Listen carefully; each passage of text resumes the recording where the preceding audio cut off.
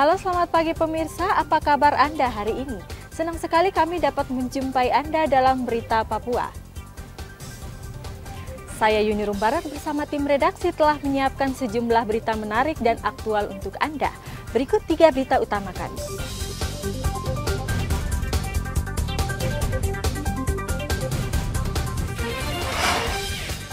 Kecelakaan maut di Merauke, seorang pemuda tewas.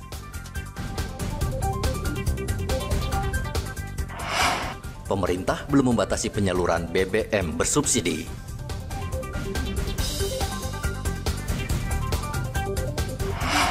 Alat peraga kampanye dinilai mengganggu pemandangan, Bawaslu Merauke siap bertindak.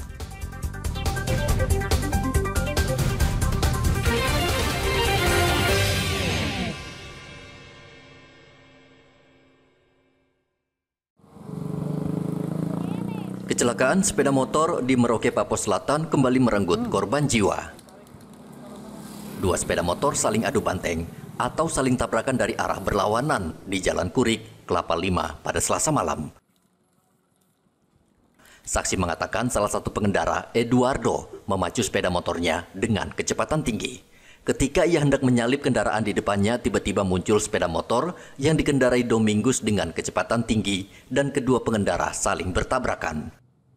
Saking kencangnya kecepatan menyebabkan Eduardo tewas di tempat. Sementara Domingus sempat dibawa ke rumah sakit, namun nyawanya tidak tertolong. Ia meninggal karena pendarahan serta luka serius di bagian kepala. Sekitar jam 20.10 yang terjadi di Kelapa Lima antara roda 2 dengan roda 2 mengakibatkan kedua korban meninggal dunia. Berawal dari yang mana saudara Eduardo Parwe melambung kendaraan yang ada di depannya tanpa memperhatikan kendaraan di depannya sehingga terjadi kecelakaan atau tabrakan. Yang meninggal di tempat itu siapa, Pak? Yang meninggal di tempat atas nama Domingus Mahuse. Terus yang satunya? Yang di rumah sakit atas nama Eduardo Parwe. Sepeda motor yang dikemudikan 2 pengendara rusak berat dan saat ini masih diamankan di Polres Merauke. Satuan Lantas Polres Merauke masih menyelidiki kasus ini. Kecelakaan lalu lintas khususnya sepeda motor seringkali terjadi di Merauke. Tidak sedikit penyebab kecelakaan karena pengendara ugal-ugalan akibat menegak minuman beralkohol. Muhammad Ridwan melaporkan dari Merauke, Papua Selatan.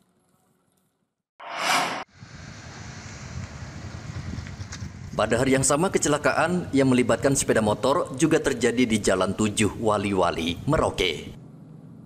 Seorang pemotor tewas di tempat akibat terseret mobil box sejauh 20 meter. Korban Yosep yang membonceng anaknya saat itu berusaha menyalip sebuah mobil box di depannya. Namun dari arah berlawanan muncul sepeda motor dan terjadi tabrakan. Yosep dan anaknya terpental, namun Yosep bernasib naas. Tubuhnya bersama sepeda motor yang dikemudikannya masuk ke kolong mobil box lalu terseret sejauh 20 meter.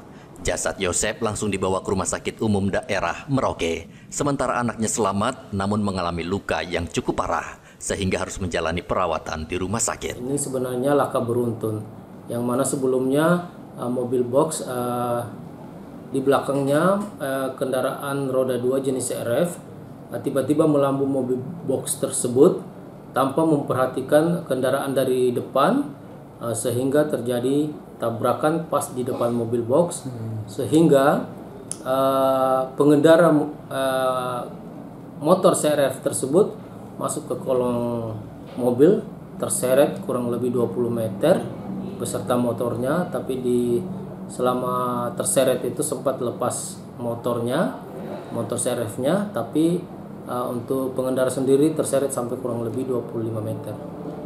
Untuk korban sendiri, Pak, meninggal di tempat? Untuk korban pengendara CRF meninggal dunia di tempat. Untuk anaknya luka-luka. Luka-luka. Siapa namanya, Pak, yang korban meninggal itu? Yosep Ndiken. Untuk Ndiken, anaknya ya. Gabriel Ndiken. Gabriel Ndiken. Tapi anaknya tidak apa-apa, ya? Luka.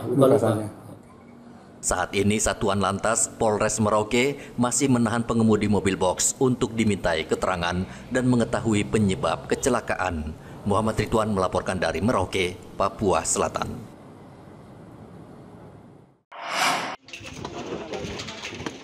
Polresta Sorong Kota hingga saat ini masih menyelidiki kebakaran di Pasar Sentral Remu, Kota Sorong.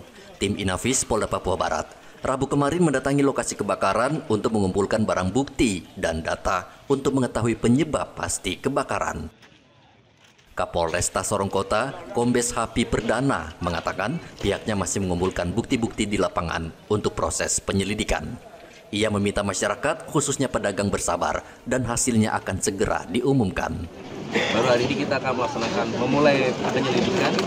Kita gabung tim dengan Inafis Polda dan Polresta untuk masalah sebabnya apa dan bagaimana awal mulanya kami belum bisa menyampaikan karena baru mulai hari ini kita laksanakan penyelidikan. Kita baru pasang polis lain, selanjutnya nanti penyidik akan bekerja, nanti perkembangan akan kita informasikan lebih lanjut. Sampai saat ini masih kita hitung-hitung ya, dengan Pak Wali kita masih hitung, dengan Asosiasi Pedagang Kaki Lima dan Asosiasi Pedagang Pasar, kita masih inventarisir kira-kira berapa pedagang yang menjadi korban kebakaran.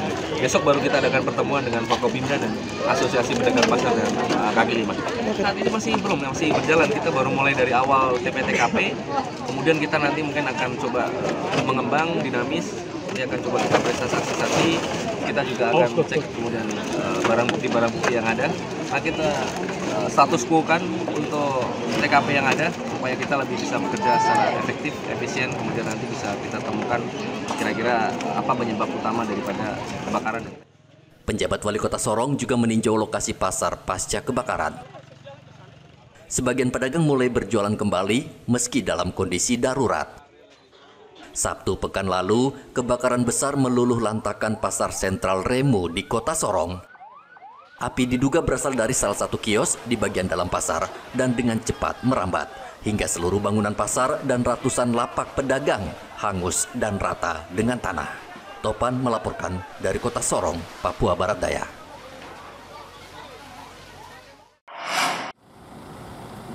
Rencana pemerintah untuk membatasi pembelian bahan bakar minyak jenis Pertalite dan solar bersubsidi pada tanggal 1 Oktober ternyata hingga kini belum terlaksana.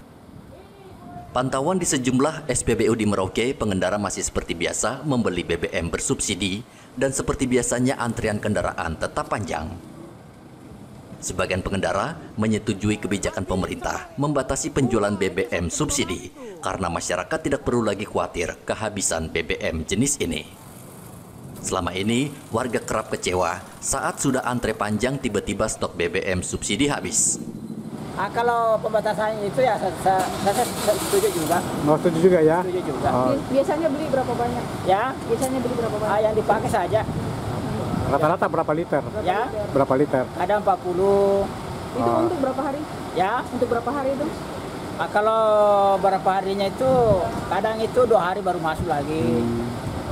Begitu. Kita juga belum pasti kepastian dari sana untuk pembatasannya karena ini ya, mungkin pengaruh dari volume kendaraan tiap hari mungkin semakin banyak karena kendaraan itu yang tiap hari yang masuk itu biasanya yang itu saja. Saja. Jadi belum ada pemberlakuan pembatasan belum ya? Kalau itu mungkin rencananya ada.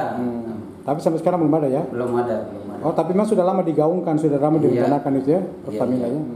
Baru kalau sekarang jatahnya berapa nih untuk kendaraan? Ini yang untuk jatah kendaraan yang untuk solar subsidi sesuai dengan barcode per liternya itu sesuai dengan tangkinya itu barcode 120 untuk roda 6. Kalau yang roda 4 itu standarnya masih ada yang 80, masih ada yang 60.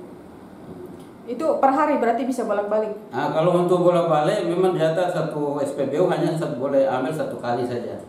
Kebijakan pembatasan penyaluran BBM bersubsidi jenis Pertalite bertujuan agar penjualannya tepat sasaran karena selama ini banyak mobil mewah memanfaatkan BBM jenis ini.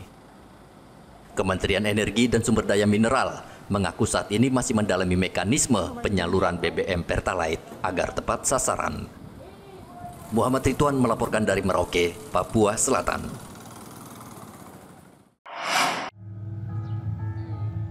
Menteri Koordinator Bidang Pembangunan Manusia dan Kebudayaan Muhajir Effendi Selasa siang meresmikan rumah susun bagi mahasiswa Universitas Muhammadiyah Papua di Koyakoso, Distrik Moratabi, Kota Jayapura. Rumah susun ini terdiri dari 3 lantai dan pembangunannya menggunakan dana APBN melalui Kementerian Pekerjaan Umum dan Perumahan Rakyat. Muhajir mengatakan pembangunan rumah susun ini untuk mewujudkan pendidikan dan pembangunan Indonesia yang lebih merata, khususnya di wilayah timur. Apalagi penghuni rumah susun banyak dari mahasiswa asli orang Papua yang berasal dari pedalaman. Selain itu, rumah susun ini juga memenuhi kebutuhan mahasiswa berprestasi di bidang akademik dan olahraga agar mereka memiliki hunian yang layak, sehat, aman, dan terjangkau. Ini menjadi tempat yang bagus untuk pembinaan, ya, pembentukan kepribadian mahasiswanya, sehingga mahasiswa yang nanti tinggal di asrama ini kita harapkan memiliki nilai tambah lah karakternya, karena di sini betul-betul dijadikan tempat untuk pembentukan karakter. Kalau perlu bekerja sama dengan TNI atau Polri untuk pelatihan kedisiplinan, kemudian juga mereka harus memiliki life skill, keterampilan hidup yang tertentu, sehingga nanti kalau dia keluar dari asrama ini untuk hidup sehari-hari dia sudah punya gambaran kira-kira akan bekerja di sektor apa. Saya kira itu yang paling mendesak untuk putra-putra asli Papua itu adalah penyediaan lapangan kerja dan menyiapkan mereka untuk bermental kerja. Rektor Universitas Muhammadiyah Papua berterima kasih dengan pembangunan rumah susun ini karena juga bisa menampung mahasiswa dari luar Papua. Jadi ini rusunawa yang menurut saya sangat luar biasa. Di kota Muara Tami ini, di distrik Muara Tami, ini mungkin satu-satunya bangunan yang paling megah di sini. Karena apa? Mahasiswa kita itu adalah pemimpin-pemimpin masa depan yang akan menggantikan kita-kita ini. Mereka-mereka ini pemimpin masa depan. Maka harus difasilitasi supaya kita sebagai orang tua memberikan yang terbaik untuk kita. Saya terima kasih sekali kepada penyedia jasa, ada 2 perusahaan yang sudah membangun rusunawa ini. Mudah-mudahan menjadi mitra yang baik dengan UM Papua sehingga perawatan dan sebagainya nanti kita bisa kerjasama yang baik. Pembangunan rumah susun Universitas Muhammadiyah Papua dimulai tahun 2021. Rusun mampu menampung 168 orang mahasiswa dan menelan biaya 20 miliar rupiah. Dari Kota Jayapura, Papua, Hendra melaporkan.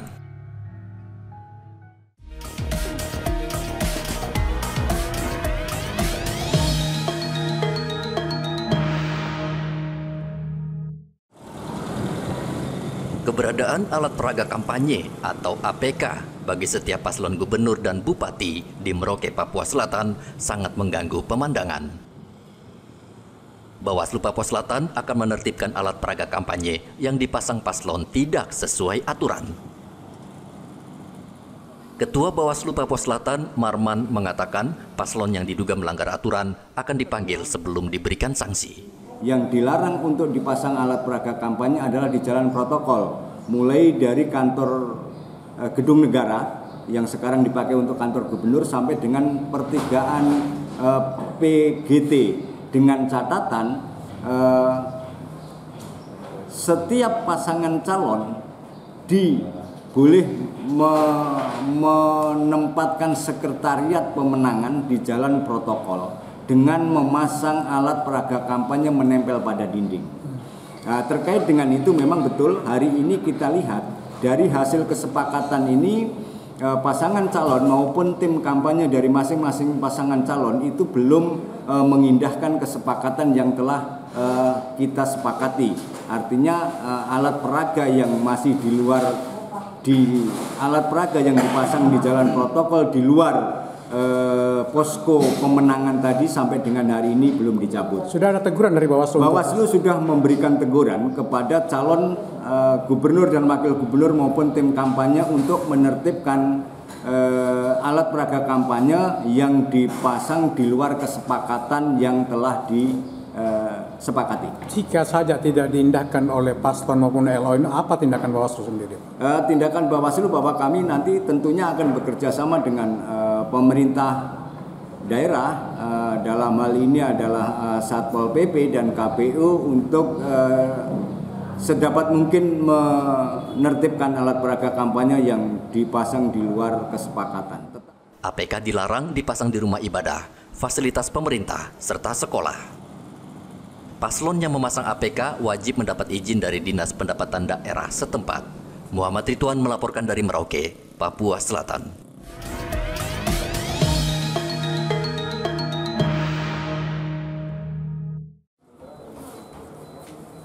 Logistik dan distribusi adalah tahapan penting dalam pilkada serentak pada November mendatang. Khusus Kabupaten Merauke, KPU menghadapi kendala dalam mendistribusikan logistik pemilu karena ada beberapa daerah terpencil dan berada di kawasan terluar.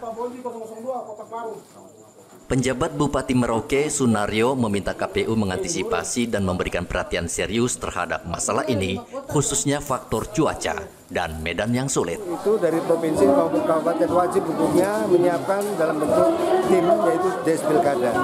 Nah, ini yang kemarin di Dewan juga saya singgung terus bahwa penyelenggaraan pemilu harus lancar, diawali dengan tahapan-tahapan yang sudah ditetapkan, termasuk adalah distribusi peralatan alat peraga dan segala macam.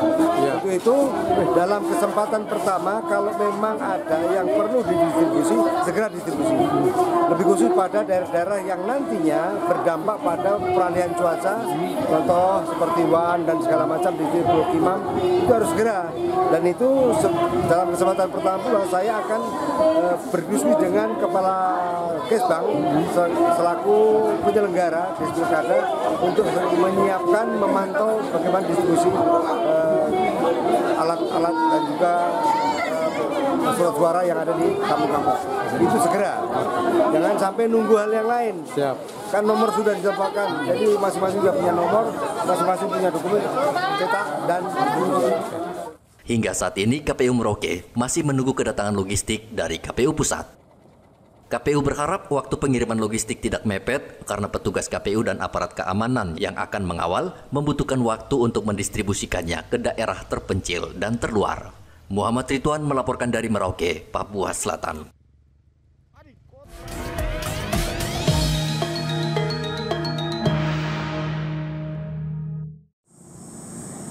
KPU Merauke saat ini masih menunggu kedatangan logistik pilkada yang dikirim menggunakan kargo kapal laut. Pengiriman masih berjalan, apalagi Merauke berada di ujung timur Indonesia. Ketua KPU Merauke, Roske Bubun, mengatakan sudah mengecek ke ekspedisi, namun belum ada jawaban pasti kapan logistik tiba. Kotak dan bilik yang nanti akan lebih awal dan tinta ya mungkin. Tapi semuanya ini masih dalam proses, jadi kita masih menanti. Intinya dalam proses yang kemarin sudah ada penandatanganan kontrak waktu itu di KPRI oleh sekretaris-sekretaris dan kita nanti proses pengiriman terkait dengan logistik tahap awal ya yang akan kita nanti akan dapat informasi dari ekspedisi. Intinya sekarang adalah kita menanti aja ya karena dalam tahapan terkait dengan logistik, seluruh logistik kita akan tiba di kabupaten, kita pada prinsipnya kami menanti ya. Ada totalnya berapa semua Bu Ketua? Ya akan menyesuaikan dengan jumlah TPS yang kita miliki kan. Kalau bilik kan ada setiap TPS kan 3 ya. Ya dikali 415. Kemudian tinta dan kotak suara kan setiap TPS ini akan ada 2, kemudian yang nanti akan disiapkan dikalikan 415 TPS. Ini mengingat waktu yang sangat mepet, kira-kira untuk logistik ini kapan schedule tahapan yang akan didistribusikan ke kawasan-kawasan itu? Estimasinya nih di awal minggu kedua Oktober mungkin ya. Awal minggu kedua Oktober itu sudah ada logistik awal yang mungkin akan tiba di Kabupaten Merauke. Pendistribusian logistik akan dilakukan dalam 3 tahap. Tahap pertama pengadaan logistik pilkada berupa bilik suara. Kemudian tahap kedua pengadaan kotak suara. Dan tahap terakhir percetakan surat suara. Muhammad Ridwan melaporkan dari Merauke, Papua Selatan.